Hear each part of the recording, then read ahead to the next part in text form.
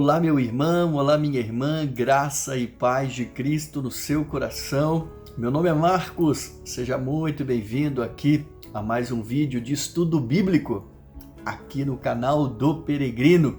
Estou muito feliz de ver você aqui, você que está chegando agora, seja muito bem-vindo, aproveita, fique à vontade, sinta-se em casa, tá certo? Pois bem, neste vídeo nós daremos início aqui, propriamente dito, ao estudo do livro de Deuteronômios. Vamos falar do capítulo 1 e eu só preciso lembrar aqui que nós já temos um vídeo aqui nessa playlist, você vai acessar a playlist aqui depois. No final do vídeo eu vou deixar um cardzinho aqui para você. Você pode acessar a playlist, lá você vai ver que nós já temos um vídeo de introdução do livro de Deuteronômios, onde nesse vídeo eu falo um pouco sobre o contexto histórico do livro de Deuteronômios, falamos sobre a questão da autoria do livro, o gênero literário, apresentamos um esboço de como o livro está organizado e o significado principal da mensagem. Então vale muito a pena você conhecer, toda vez que você inicia o estudo de um livro, você conhecer essa introdução para que você possa assimilar melhor o conteúdo que você vai ler, estudar, entender um pouco daquele contexto histórico e vai te ajudar no direcionamento, na compreensão do estudo que você vai estar fazendo, tá certo? Então é isso aí, hoje nós vamos começar então o capítulo 1. Eu só quero aqui dar uma satisfação aqui ao pessoal que está seguindo o estudo bíblico. Nós estávamos há 5 semanas fazendo o nosso estudo em forma de live, estava muito interessante. Só que eu optei em voltar ao regime de vídeos gravados. Por quê? Porque aqui nós temos um pouco mais de qualidade, né, na qualidade da imagem, uma resolução melhor na hora de postar o vídeo. A gente estava perdendo um pouco isso com o streaming, né, com a live. Aqui nós temos algumas possibilidades de edição, podemos acrescentar algum comentário, mapa, alguma informação que vá adicionar aqui ao estudo bíblico. E também nós temos aqui como resolver alguns problemas que acontecem quando nós estamos ao vivo, né, com internet, sinal e aquela história toda. Então eu optei em voltar para a questão do vídeo gravado, mas eu não queria perder com você a interatividade. Então eu vou pedir para que você abuse aí dos comentários, deixe a sua opinião, faça perguntas, depois eu posso estar respondendo e a gente vai conversando, porque estudo é isso, né? Eu apresento aqui um conteúdo conforme aquilo que eu estudei, conforme aquilo que eu pesquisei, e você vai interagindo comigo também, tá certo?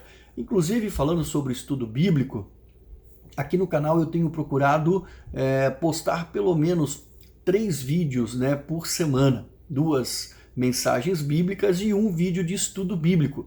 Eu gostaria de ver a tua opinião, eu estou pensando em mudar, em fazer 2 vídeos de estudo bíblico e um vídeo de mensagem bíblica, deixar a mensagem para um domingo, né? Geralmente as pessoas gostam de começar a semana já refletindo um pouco na questão da mensagem, na palavra de Deus, e eu deixaria aí 2 outras oportunidades para o estudo bíblico, provavelmente terça-feira e quinta-feira, né? Assim também a gente ganha um pouco mais de velocidade aqui no estudo da palavra de Deus. Então, deixa aí o teu comentário, eu gostaria de ouvir a tua opinião sobre isso, para a gente poder decidir aí os próximos passos.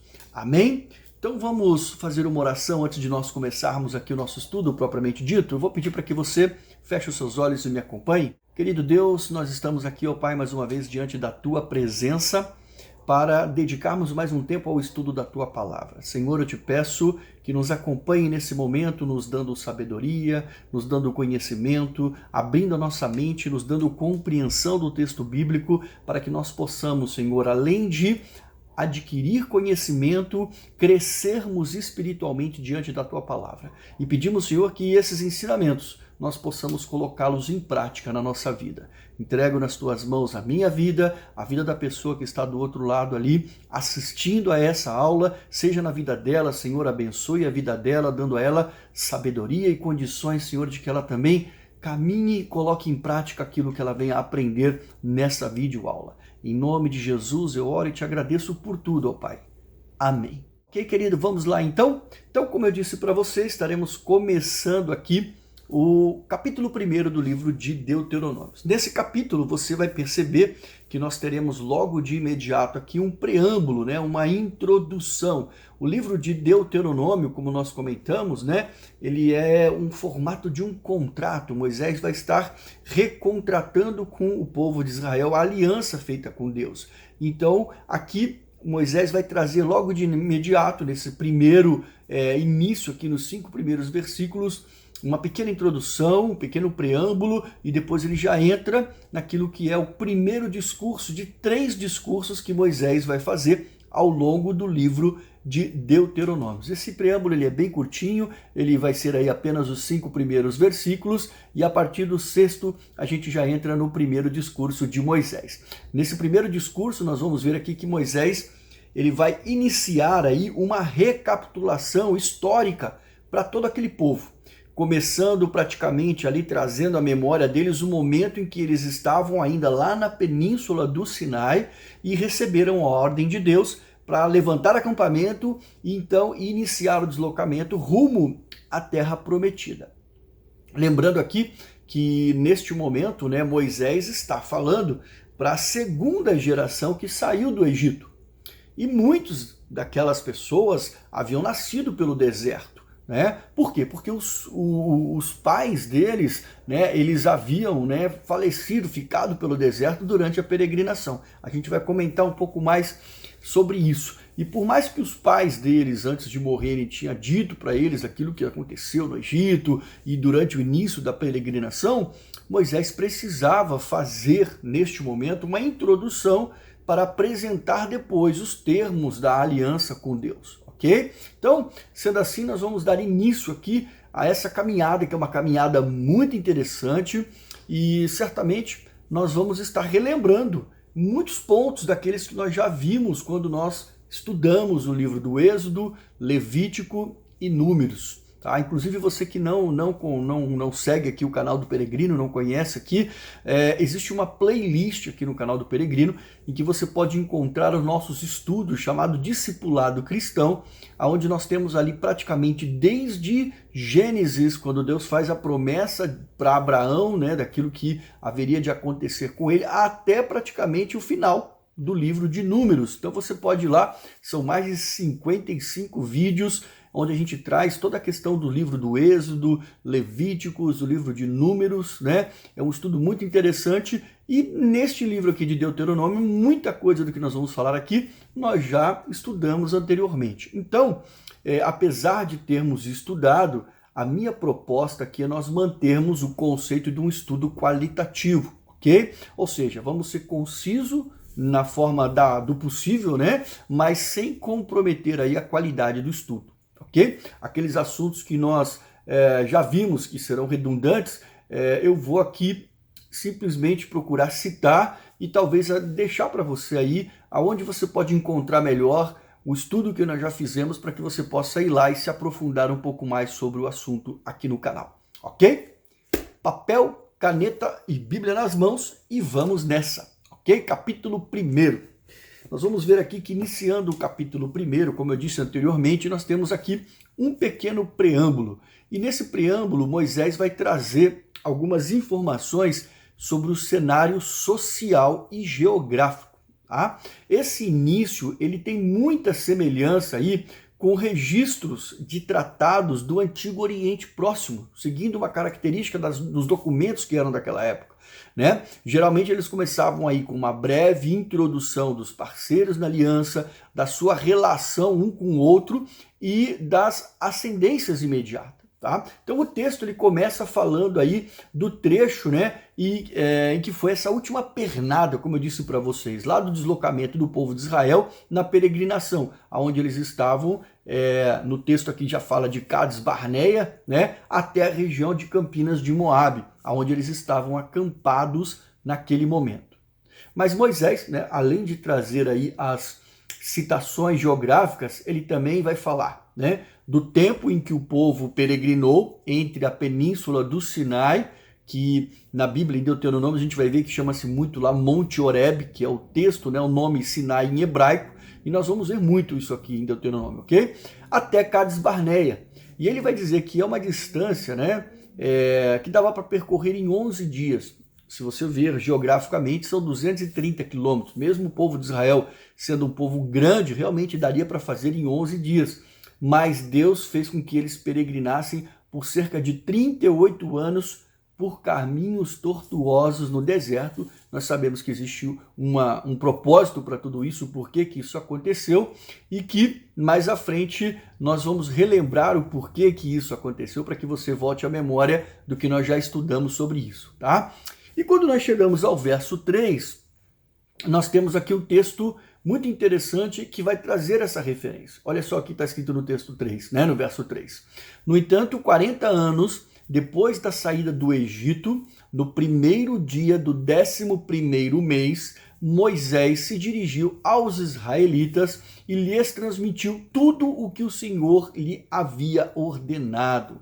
Ou seja, primeiro dia aí do 11º mês, no antigo calendário lunar hebraico, vem a ser entre janeiro e fevereiro do nosso calendário. Okay? E nos dois últimos versos aí deste preâmbulo, dessa introdução, Moisés vai citar as guerras e as vitórias sobre os amorreus e fazer um fechamento dessa introdução. Lembrando que as vitórias e as guerras contra os amorreus, né, Seom, o rei de Hesbom, e no caso Og, aí, o rei de Bazã, elas estão narradas no livro de Números, capítulo 21, entre os versos 21 ao 35. E Moisés vai voltar então a citar essas guerras e as vitórias um pouco mais à frente, quando nós chegarmos no capítulo 2, do verso 26 ao 36, ele vai falar da situação de Hesbom contra o rei Seom, e no capítulo 3, entre os versos 1 ao 11, sobre a vitória em cima do rei Og, o rei de Bazã, tá certo? Então nós vamos voltar a falar sobre isso novamente. E a introdução, então, fecha no verso 5. E agora, a partir então do verso 6, nós efetivamente começamos o primeiro discurso de Moisés. Ok? Tranquilo até agora? Bom, qualquer coisa, vai deixando as suas perguntas e os seus comentários aqui na descrição, tá? Do verso 6, aqui do primeiro capítulo, até o verso 40 do capítulo 4, nós teremos aí o conteúdo desse primeiro discurso. Então, nessa videoaula, nós estaremos aí apenas começando a falar aqui sobre esse primeiro discurso dentro do texto que está escrito aqui no capítulo 1. Vamos dar continuidade na próxima videoaula, ok? Eu optei por fazer um capítulo por videoaula, primeiro, porque senão o vídeo fica muito extenso, e aí você tem a possibilidade de ir assistindo gradativamente conforme a sua disponibilidade. E também para não ficar misturando muitos assuntos, né? Fica muita coisa num capítulo só, então você tem a oportunidade de estar separando, organizando a tua agenda aí para facilitar o teu estudo bíblico, ok? Muita informação você acaba não absorvendo e não aproveitando. Então, um capítulo por vídeo eu acho que está de acordo, ok? Bom, mais do que trazer a recapitulação da história, Moisés vai lembrar ao povo que, apesar de alguns sucessos e fracassos desde o início do Êxodo, Deus havia sido fiel à sua palavra, independente de como eles tinham agido, ou seja, de como o povo tinha agido em relação a Deus. Tá? Mesmo diante de muitas vezes em que o povo demonstrou infidelidade a Deus, né, com atos de rebeldia, fazendo rebeliões contra Deus, contra Moisés e contra Arão, né? Deus vai trazer ali para eles o juízo para puni-los por essas rebeliões, o intuito de educá-los, mas a fidelidade de Deus é algo que se mantém independente de tudo.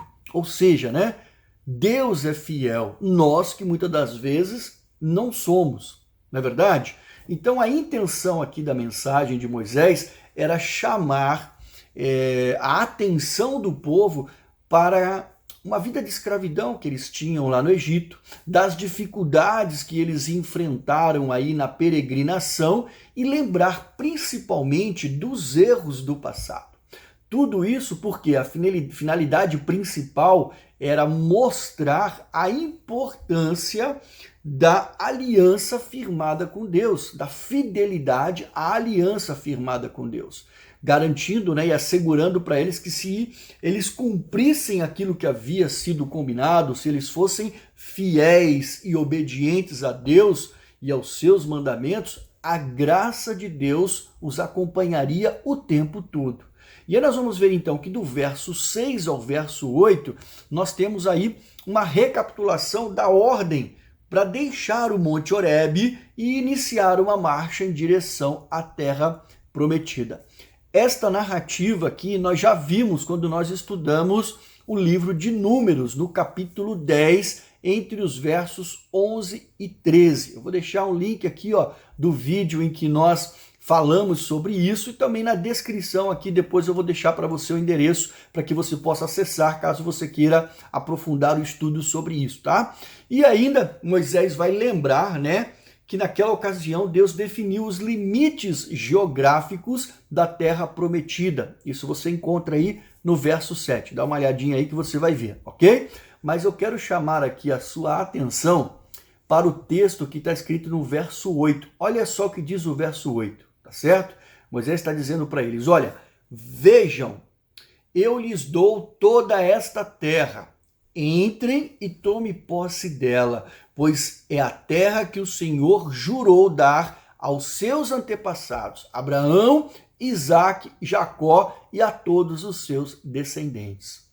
Aqui nós precisamos entender, né, e aprender aí a desconstruir uma narrativa equivocada de que o povo de Israel invadiu e tomou Canaã, né? Vamos assim dizer, incluindo aí a Palestina, digamos assim, por ambição ou por vontade deles, né?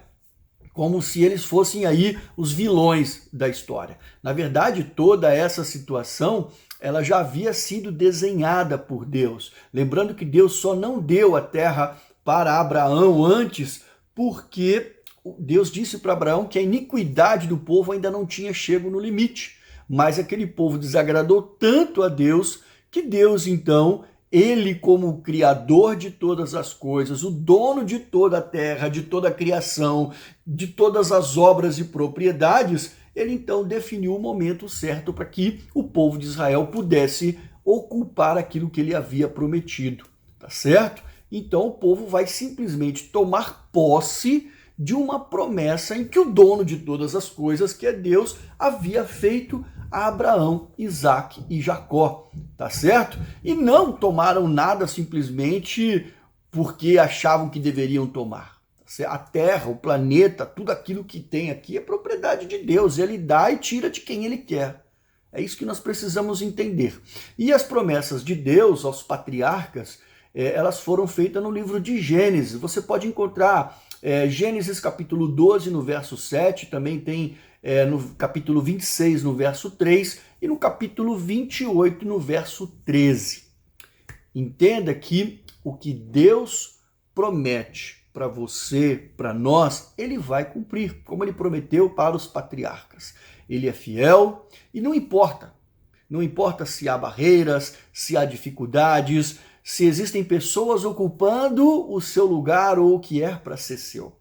Deus, se ele te disse que ele vai te dar, acredite e confie, pois no tempo certo ele vai te dar. Amém? Do verso 9 ao verso 18, nós vamos ver que Moisés vai lembrar de quando ele nomeou líderes de cada tribo para ajudar ele no desafio de conduzir o povo pelo deserto. E aqui é uma referência ao texto que foi registrado em Êxodo, no capítulo 18, entre os versos 13 e 27. Moisés lembra aí do grande peso, né, que ele sentiu naquela ocasião de liderar toda a nação de Israel sozinho. Até porque o povo não parava de crescer, como ele diz, né?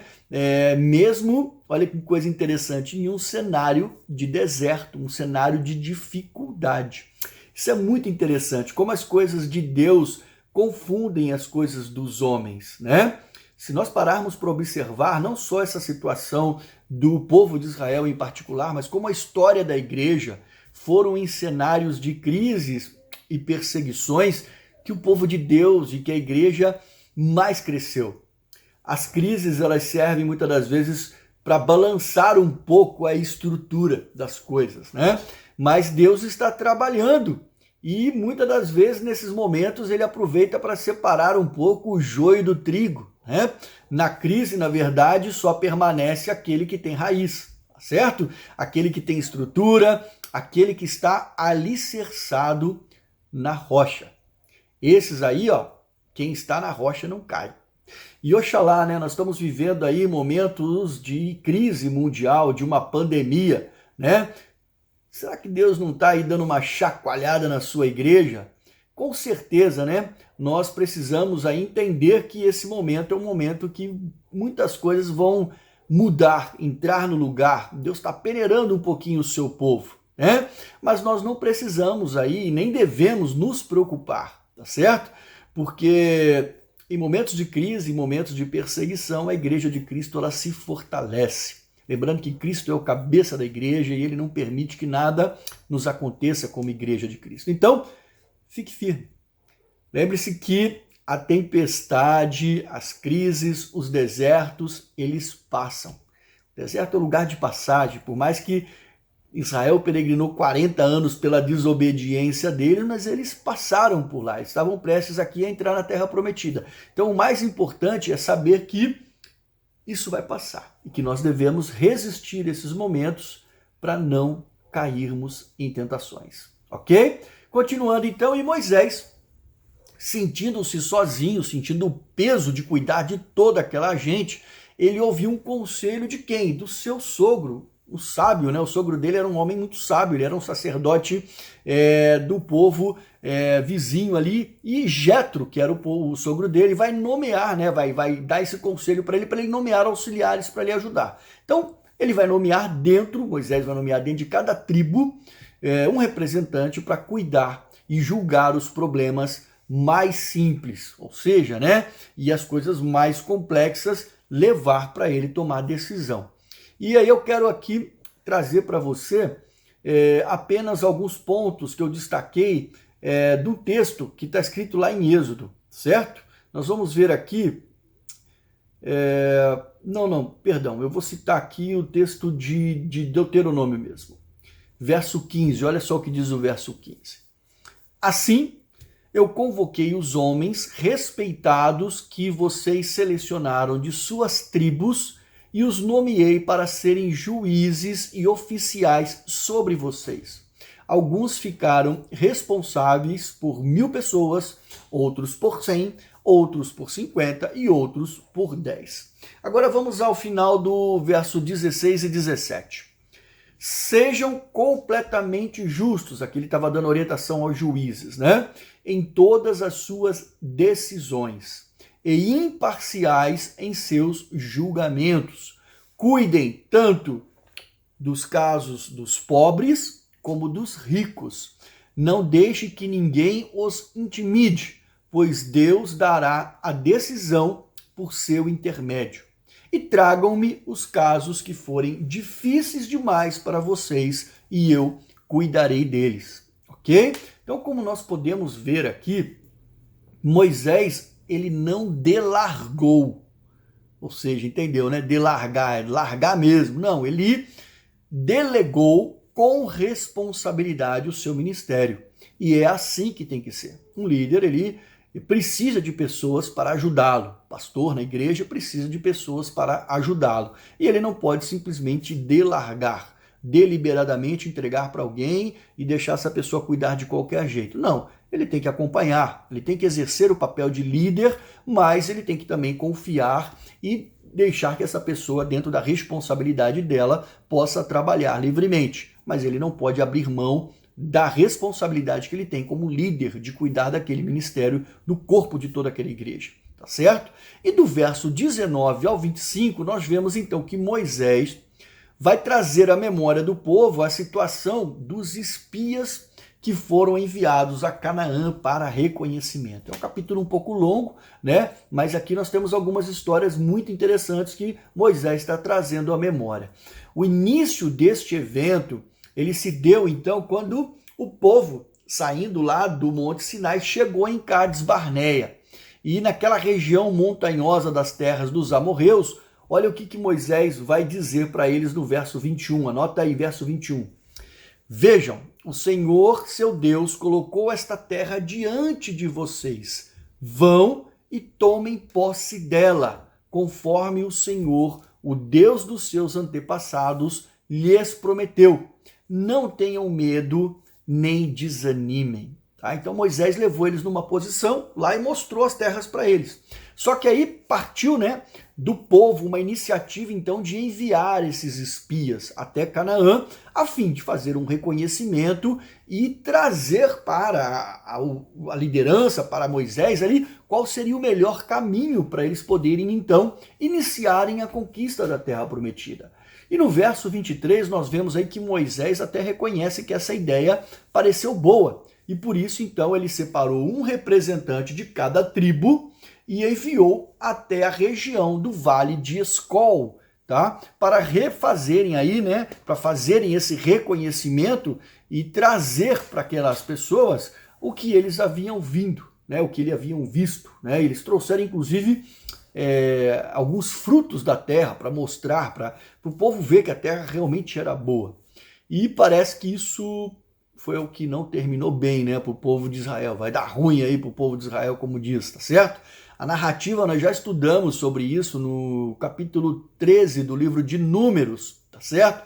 Entre os versos 1 e 33. Lá nós podemos ver que a consequência disso daí foi um relatório ruim, que 10 desses 12 espias que foram reconhecer a terra prometida, que eles trouxeram. Quando nós vamos aos registros de Números 13, entre os versos 27 ao 29, nós vamos ver, olha só o que esses caras disseram, está lá em Números, olha só o texto. Entramos na terra a qual você nos enviou e de fato é uma terra que produz leite e mel com fartura.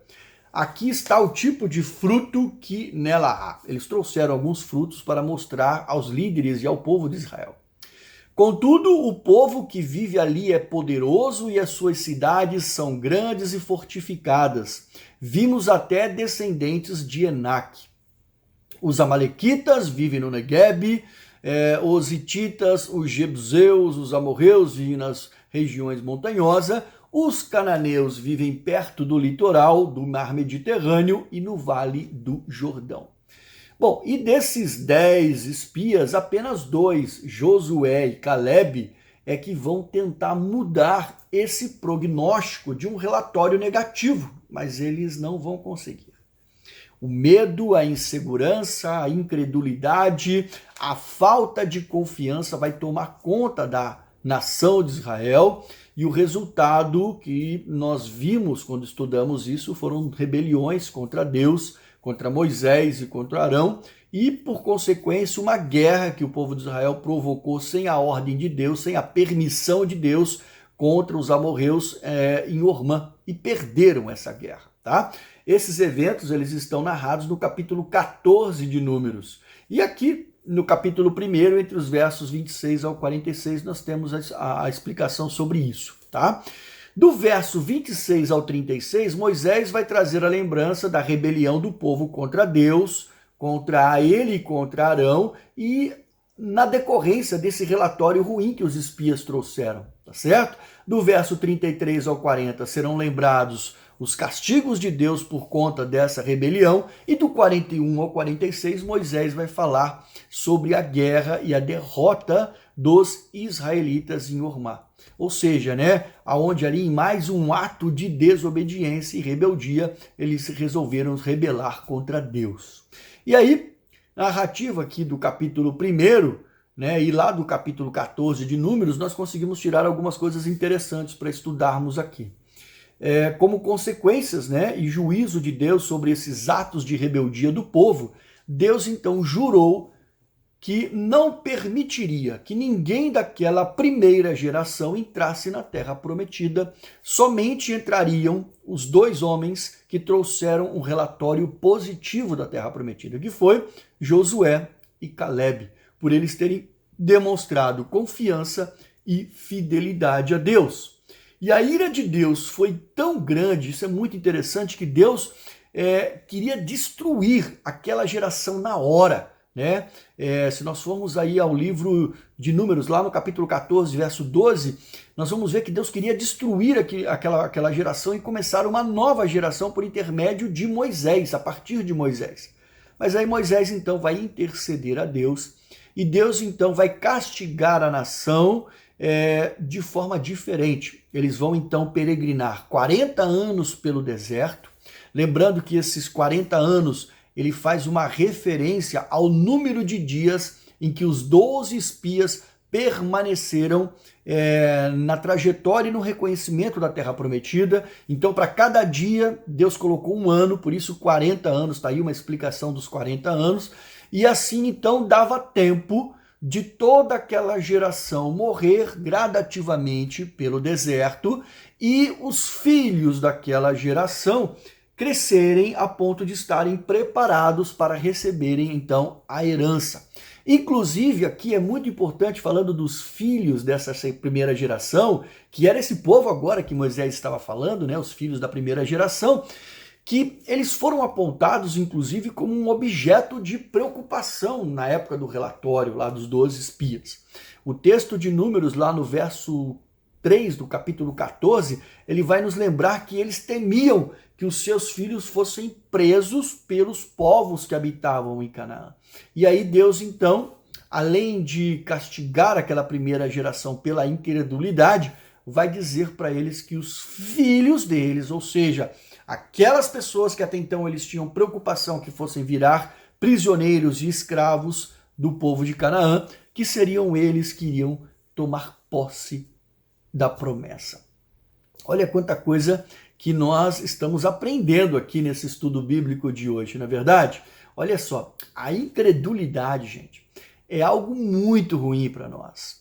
Ela nos afasta totalmente de Deus, ela nos impede de alcançar as bênçãos de Deus nas nossas vidas.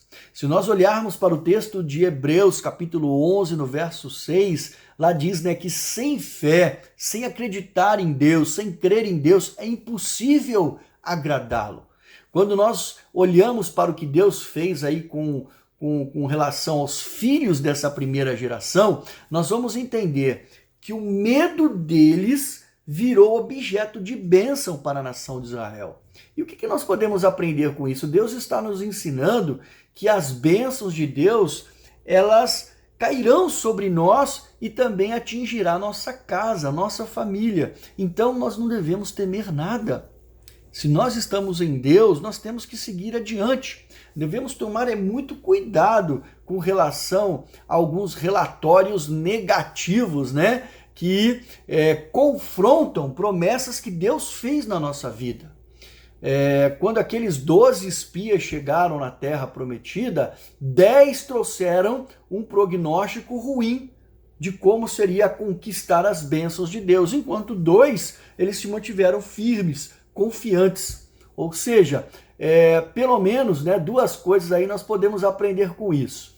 A primeira é que se você estiver entre os espias, como que você vai ver as promessas de Deus? Você vai ver como aqueles 10, sempre com medo, com receio, com preocupação, com insegurança, com incredulidade, ou você vai ver como Josué e Calebe? Independente daquilo que você possa encontrar, das dificuldades, do tamanho do problema, confiar em Deus e acreditar que Ele pode fazer tudo na sua vida. Você vai confiar nele mesmo diante do obstáculo, do tamanho do problema, da situação, se ela parecer difícil demais para você transpor? Ou será que você vai se esquecer que contigo está um Deus que é o dono e soberano sobre todas as coisas e que contra ele não há nada que possa vencer? A segunda coisa que nós podemos aprender com isso também é que se você recebeu um relatório ruim, você tem uma promessa de Deus na sua vida e você recebeu um prognóstico ruim, como que você se comporta diante disso? Diante dessa situação? Você vai confiar em Deus ou você vai fazer como aquele povo que, ao ouvir as mensagens daqueles 10 espias, entrou em desespero, murmurou e iniciou uma rebelião contra Deus? Como que você tem reagido diante de prognósticos ruins na tua vida? Pense sobre isso.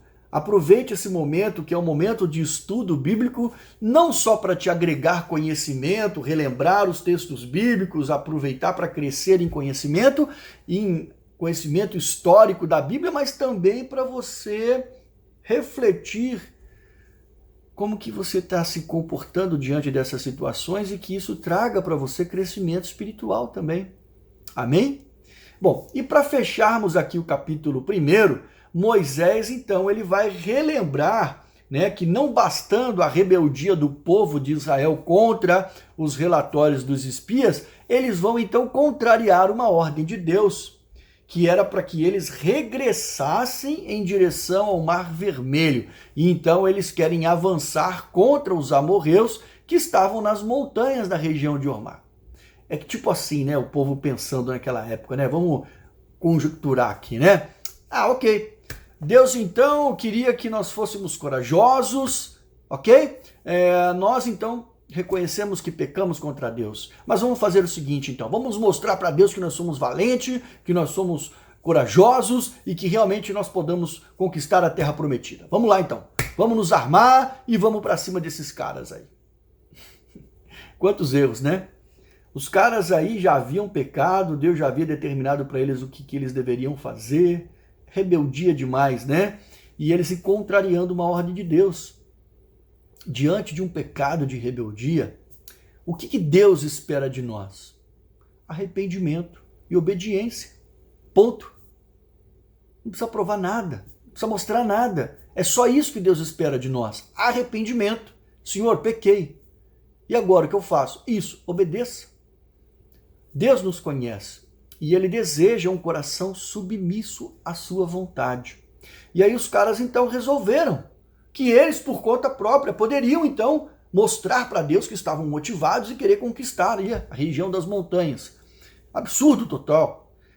Eles esqueceram que eles só iriam conseguir conquistar a terra prometida por intermédio de Deus e não porque eles eram bons ou fortes. É preciso entender que o nosso bom para Deus está em sermos obedientes. E a nossa força, ela não é nossa, ela vem de Deus.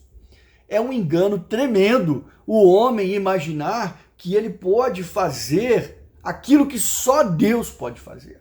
Então, aqueles homens, eles precisavam de uma lição. Moisés ainda alertou. Olha só o que está escrito no verso 42. Olha só. Não ataquem, pois não estou com vocês. Se forem por conta própria, vocês serão derrotados por seus inimigos. Mas eles não deram ouvido e foram. Tomaram, como se diz no linguajar aí popular, uma piaba, né? A Bíblia nos diz aí que os amorreus que moravam nas montanhas partiram para cima deles como um enxame de abelhas e os perseguiram e os massacraram. E olha só que interessante como o texto termina, verso 45.